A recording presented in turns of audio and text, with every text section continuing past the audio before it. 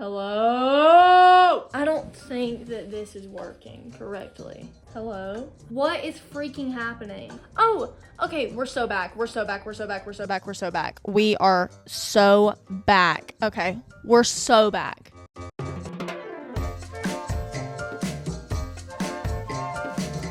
This is gonna be so good. Hey, what's up, everybody? Welcome back, or welcome to the Pickle Jar.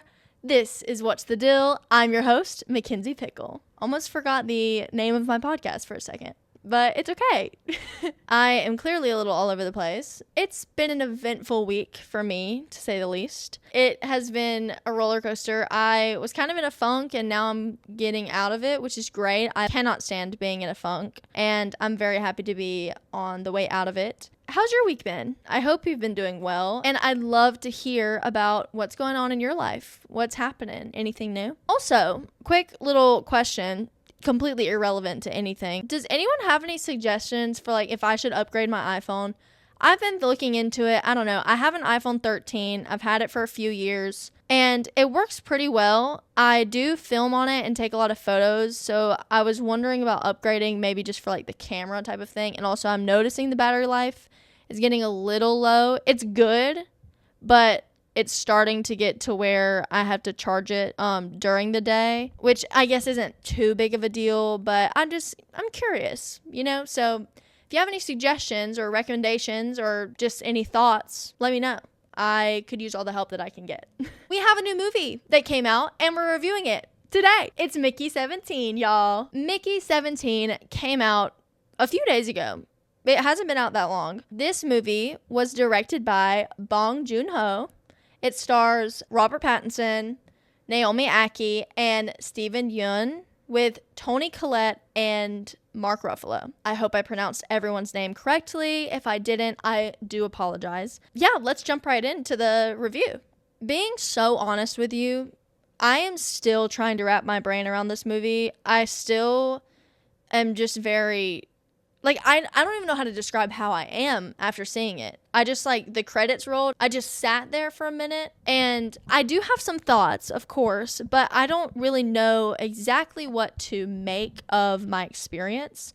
So I'm just going to tell you where I'm at, what I'm thinking, and we'll just go with that. First off, I do want to start by saying I think the concept is very creative, and I love the intricacies of it, the details that they included. And it's very dystopian, of course. I feel like I knew that going in, that it would be dystopian. However, it did throw me for a loop once I actually sat down and started watching the movie. Immediately, I was thrown off by the voiceover because I just wasn't expecting it to be that type of movie. I don't know. I just wasn't expecting there to be a voiceover. I wasn't expecting, the character of Mickey to know. Not that he, is breaking the fourth wall. To me, when I hear a voiceover, I'm like, this person knows that people are watching. This person is telling the story. And to have Mickey be the voiceover, I was just like, whoa, okay, I was not expecting this. So I had to adjust my expectations almost immediately. Robert Pattinson, what a great actor. Love the little nuances in each version of Mickey that we get to see. There's little changes, but there's a pretty big change between Mickey 17 and Mickey 18, which is very interesting to see this huge change because Mickey 17, there are little things here and there, and he even mentions, Nasha says, well, this number was a little clingy, and this number was annoying, this number was this, that, and the other, because they have, slight changes, but 17 and 18 have a huge change, which is very interesting considering the fact that they have the same memories, same, essential makeup. It was very cool to see this drastic different Mickey because it does show, that Mickey is technically still part of Mickey 17, even though it's not shown and those traits maybe aren't as prominent. So that was pretty interesting, and I think he did a great job acting as both of those characters and making it believable that they were two separate entities, but also were both Mickey. Also, just want to side drop really fast, making him relive all of his memories, when they were going into the expendable process and the experimentation to set up the ability to reprint him over and over again. The sequence of smelling the scientist's hair and it reminding him of his mother who died, then her putting a gun to his head while he is sobbing about that memory. Girl, bye. What? I don't, Like, that happened, and I was like, whoa, whoa, whoa, whoa, what are we doing? He's crying, first of all, and you're like, do it, pull the trigger. Hello? No empathy? Hello? Like, question mark, what is happening? But I do want to talk about that detail about the hair and the mother and that memory of her dying in the car wreck. That detail, although it was sad and it did provide a backstory and sort of a little bit of an explanation as to why Mickey wouldn't be so opposed to being expendable, because he does say like he doesn't really have any family waiting for him or anything. It's prevalent at the beginning, but honestly, we don't really hear anything else about it until like way towards the end when Mickey 17 and 18 are kind of talking about it. And even then, it's kind of like a throwaway line, in my opinion. 17 is kind of upset, and 18 basically is like, it's not your fault, get over it, kind of like as they're going into this like snowfield full of creepers.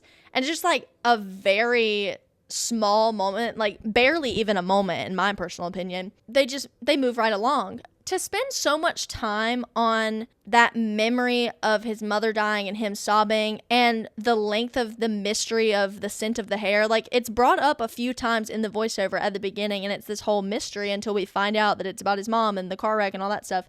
To spend so much time on it and him sobbing over it and all this stuff, to then just kind of skate past it and do like a, well, get over it, there's nothing you could have done approach and like move on. It felt just like it wasn't that important anymore. Like, I don't know. I feel like to spend that much time over it at the beginning and then to kind of just throw it away at the end, I think they could have spent more time on it or integrated it a little better. It just seemed at the beginning that it was more important than it was. I just don't think it was incorporated well enough into the storyline throughout the movie. Like I said, it just didn't sort of match up to me. Moving on though, Nasha, girl, I have no words. Truly, that's really all I have to say, because like this character, so complex, and I like her, but then I also get frustrated by her, and it's just, she's a very good dystopian character. Mark Ruffalo killed it. I absolutely hated his character, so he did a great job. Love Mark Ruffalo, but the character, very interesting also, and very telling, especially with the current state of American politics and government. I see what you did. Also, Toni Collette, pause. You always pull me in with your performance. Wow. Toni, you are so believable at being this complex character. And this character kind of reminded me of her Knives Out character in a couple ways. Not entirely, because they're two completely separate people with two completely separate motives. But the way that they present themselves to the public is almost similar, in the sense that she's being this one way and she's like, oh yes, I am this perfect wife and I love to cook and make sauces and do all this stuff, and I am just your prim and proper woman, whatever. She's very like plastic. She is like a PR dream, you know? But internally, she is so complex and honestly a little evil. She is.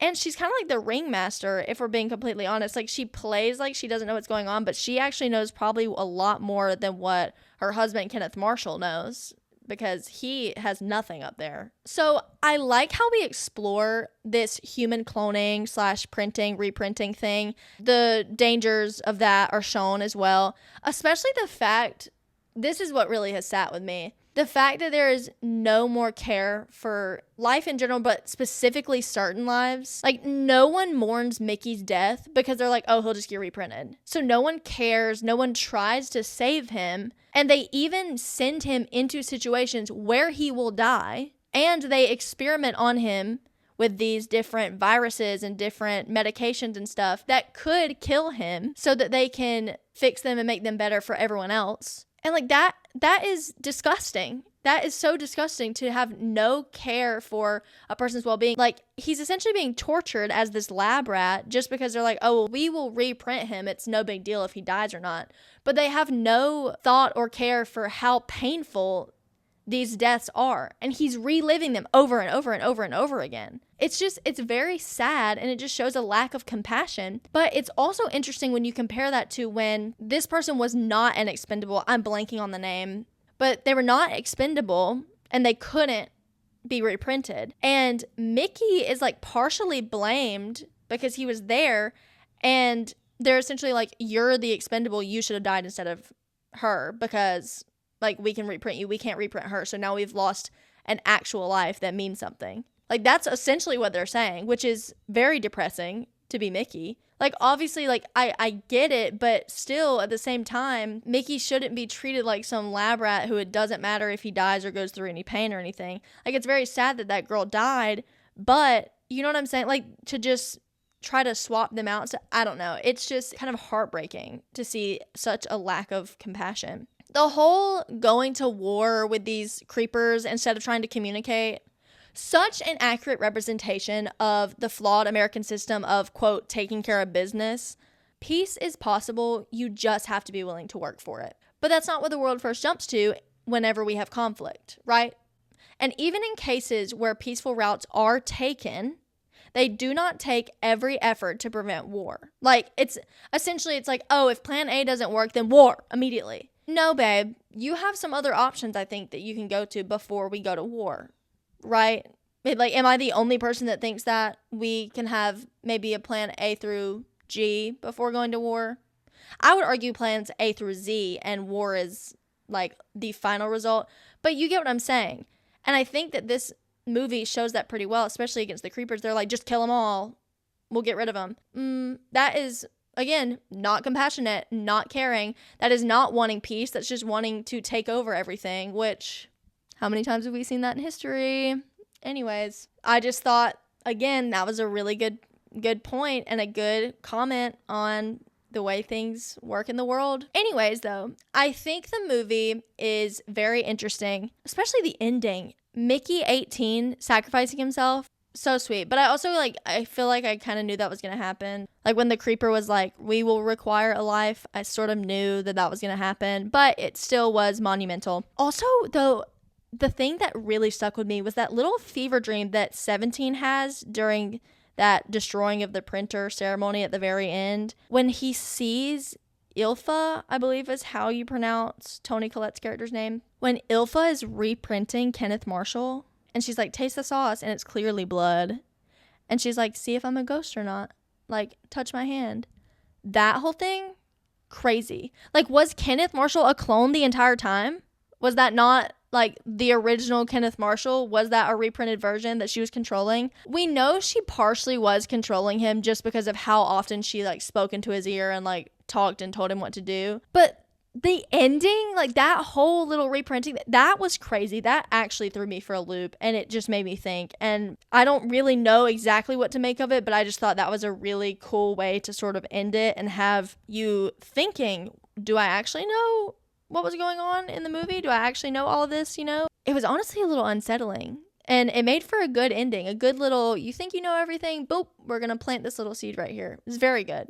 I do want to say also that I feel the movie could have been shorter than it was. I found myself checking my watch at times and getting a little bored with some of the sequences. I just think some things could have been shortened maybe, or just something, because I was taken out of the world a few different times. Overall, though, I am going to give this film a 3 out of 5. I thought it was good. It was very interesting. The soundtrack didn't wow me, but it also wasn't bad. It was just kind of very middle of the road for me.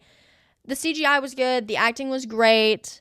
I just got bored, and I felt that it dragged too much in some areas, and some things weren't integrated as well as others. It could have moved at a faster pace, in my opinion. But that is my rating, and that's my review. Pickle's pick for this week is It's a Man's World by James Brown. I listen to this song all the time, and honestly, I pretend like I'm in an edit, like really cool, just like whatever, when I listen to it, because it's so good, and the song is just, everything about the song is incredible. So listen to it if you haven't, but like if you haven't, hello. Anyways, thank you so much for tuning in. I hope you have a fantastic week. Please, please, please make sure that you support the podcast by liking, commenting, subscribing to the YouTube, following on all the social medias, and reviewing the podcast, and sharing with your family and friends and whoever else you want to see this podcast. Please let me know if there's anything else that you would like for me to review or take a look at. Let me know what you thought of today's episode, and I'll see you in the next one. Time to close the jar. Love you. Bye.